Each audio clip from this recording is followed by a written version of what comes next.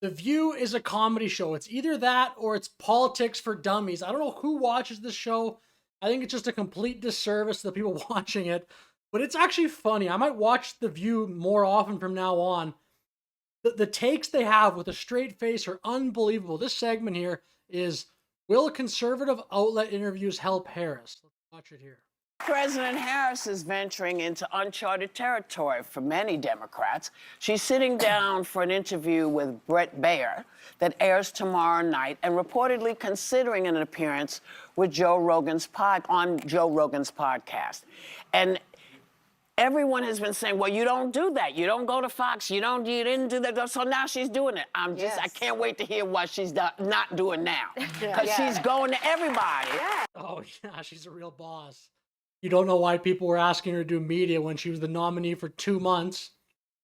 The presumptive nominee for sure.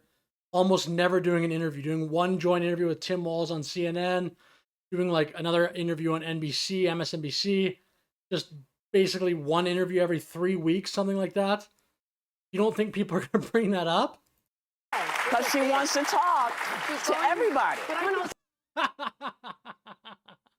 Like that's, you have to have your head in the sand, and like, I think a child would realize that she doesn't do media. Who believes that? You'd have to just be purposely brainwashed to actually believe she just wants to talk to everybody. She's not doing media now because she's down in the polls or anything. She just wants to talk. She just thinks Joe Rogan is an interesting guy, and she wants to talk to him. It's also important sense because she's going to be everybody's president. Yes. Right? And so you have to speak to everyone. And I think, again, she's just run this flawless campaign. Flawless campaign. If you think about Joe Rogan, he's got the #1 podcast. This is the woman here, Sunny Hostin, asked Kamala, what would you do differently than Joe Biden? Nothing comes to mind, but it's a flawless campaign. She's going to say that with a straight face. That's the funny part of the show. These takes, this should be on like The Onion or the Babylon Bee. In the country. And then you start to think, well, it's men. She has a problem with men. There are many men that don't want to vote for her. She doesn't have a problem with her. That's right. They have a problem with her. That's much better said. That's much better said. Thank you for correcting me.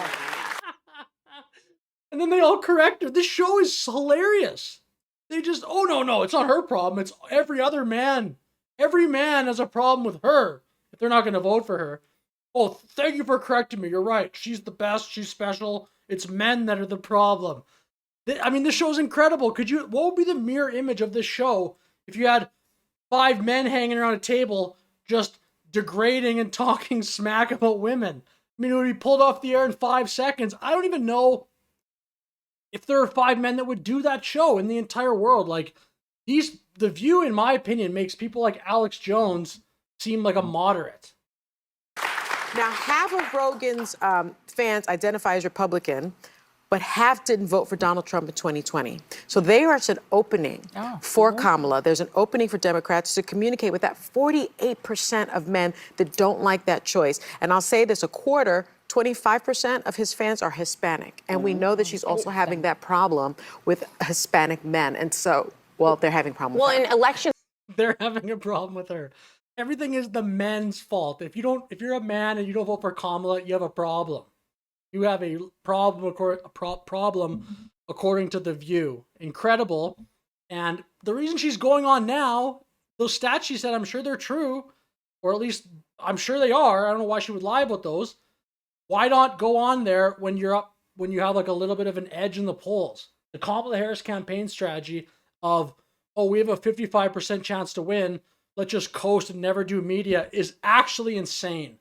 Barely a lead, let's hide in the basement and never do media. That is such a bad strategy. Now because she's down in the polls, oh, let's go do all this media. Let's talk to Joe Rogan. I don't believe, by the way, that Joe Rogan podcast is actually going to happen with Kamala. I think it happened with Trump.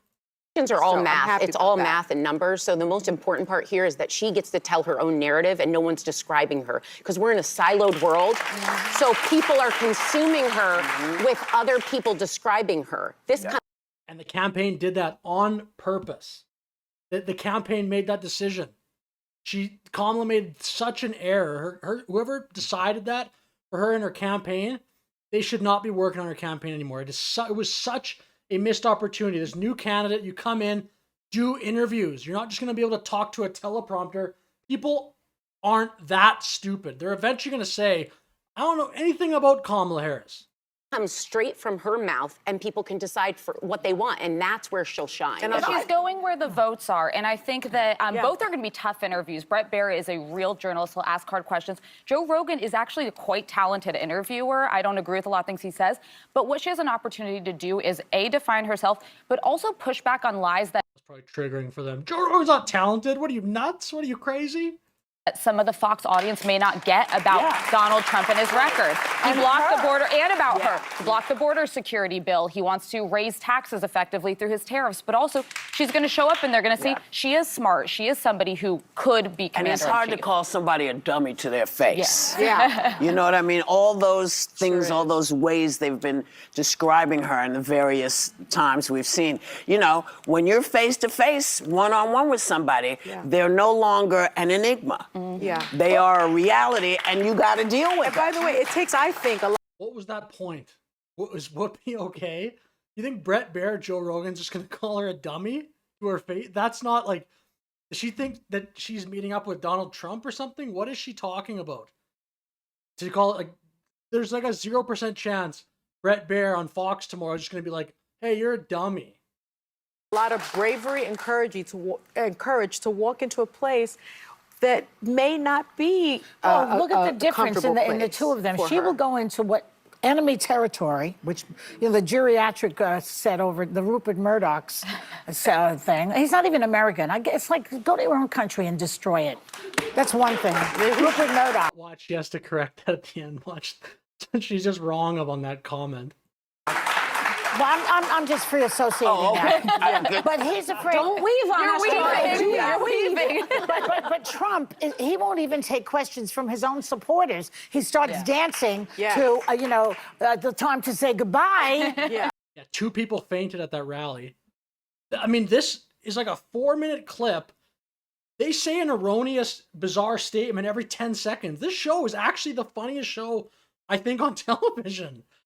It's just constant, the straight face, and they're just saying ridiculous things.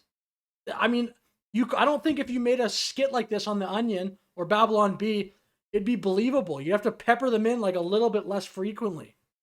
And she will go into enemy territory. That shows you that she has more than he does. You know what? No one thinks that. Donald Trump has probably done more contentious interviews than anybody in political history. He did one today with this person on some sort of Bloomberg media event. The person was grilling Trump over tariffs. Trump went into National Association of Black Journalists. I mean, in 2016, he did like a contentious interview every day. This is so untrue.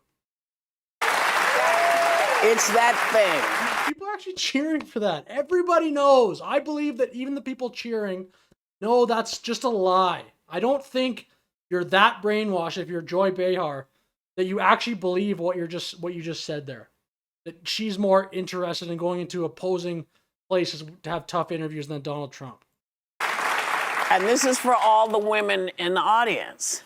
Women are forced to go into places constantly where people don't always welcome them. Yeah. So What does that even mean? That's just like the most politically correct woke. Isn't that just being a human being? Sometimes people don't like you. What does that mean? understands what this is. She gets it. And thank God for you men who are here in our audience who aren't afraid to come here and hear what we're doing. So thank you, and thank you to Bret Baier to saying yes, and to Joe Rogan for saying yes. What is she talking about? I don't think Joe Rogan has said yes yet either, by the way. If he has, I'm not aware of that. Thank you for that. Well, you have a clarification. Yes, I have a very simple clarification. Apparently, Rupert Murdoch is an American citizen. I'm assuming he has double citizenship to Australia. So he's an American citizen. So Joy gets it wrong. She calls Rupert Murdoch not an American. Doesn't even bother to look it up. I'm assuming he has dual citizenship. You just got it wrong. Maybe do like a 3-second Google search. This person's on TV. Supposedly someone who has a take on politics, a strong take. How about you this looks like 10 out of 10 lazy. Look it up. What is Rupert Murdoch? Is he a dual citizen? I just lied about him. Now I'm just going to basically lie about him again in my kind of half apology that she's obviously doesn't want to say, but she's just forced to say. It's probably just so they don't have some negative comment out there that's like provably false, I guess, or something that potentially Rupert Murdoch, who's a powerful person, could be upset about. But I mean, like this was a 4-minute segment, just like a gold mine of insanity. So I'll end it here. Thank you for watching this video. Like and subscribe. Have a great day. See you in the next video.